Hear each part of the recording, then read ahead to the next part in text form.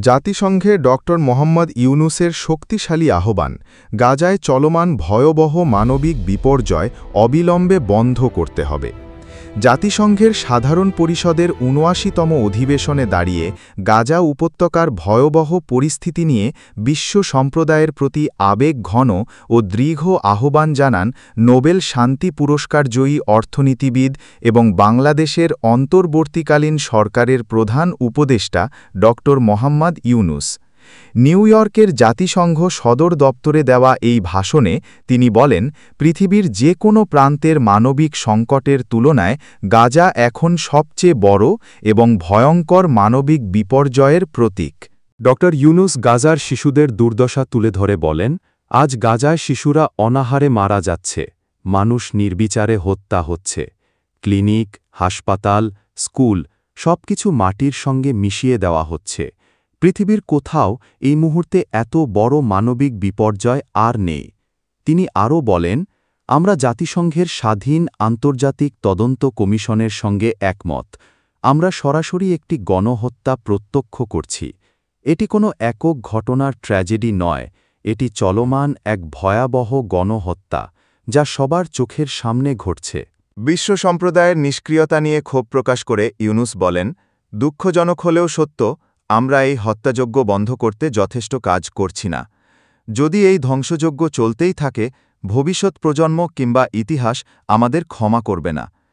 তিনি বিশ্ব নেতাদের প্রতি আহ্বান জানান, অবিলম্বে গাজায় হামলা ও অবরোধ বন্ধ করে শান্তি প্রতিষ্ঠায় উদ্যোগী হতে। দীর্ঘদিনের ইসরায়েল-ফিলিস্তিন সংঘাতের স্থায়ী সমাধান প্রসঙ্গে ড ইউনূস স্পষ্ট বক্তব্য দেন। তিনি বলেন, এই রক্তক্ষয়ী দ্বন্দ্বের একমাত্র ন্যায্য ও স্থায়ী সমাধান হল দুই রাষ্ট্রভিত্তিক সমাধান।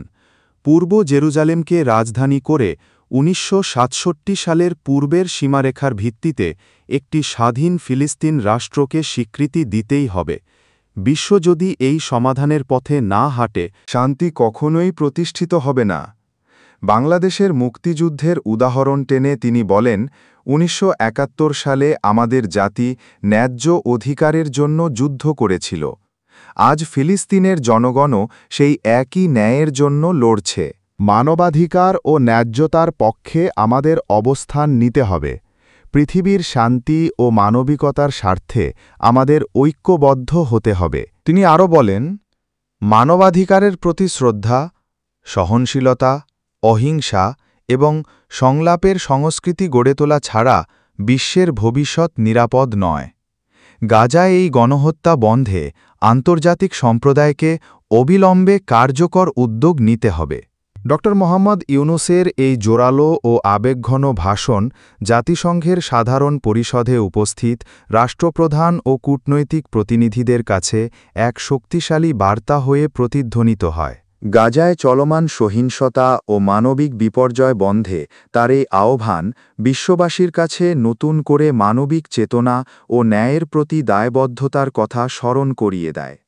তিনি শেষ বক্তব্যে বলেন, এখনই সময়, গাজায় শান্তি ফিরিয়ে আনতে হবে। ন্যায় বিচার ছাড়া পৃথিবীতে স্থায়ী শান্তি সম্ভব নয়।